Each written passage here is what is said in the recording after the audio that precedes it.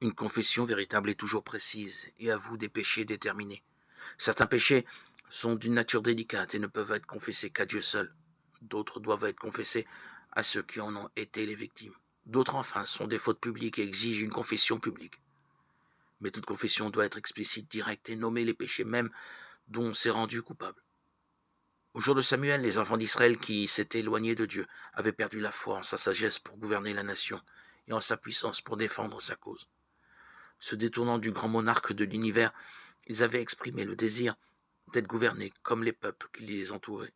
Leur ingratitude oppressait leur âme et les séparait de Dieu. Avant de trouver la paix, ils durent faire cette confession claire et précise.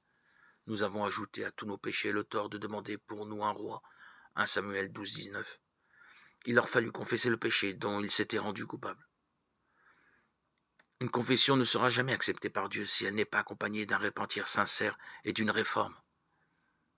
Il faut qu'un changement radical de la vie l'accompagne et que tout ce qui n'est pas agréable à Dieu soit mis de côté. Ce sera alors la conséquence de la douleur réelle du péché.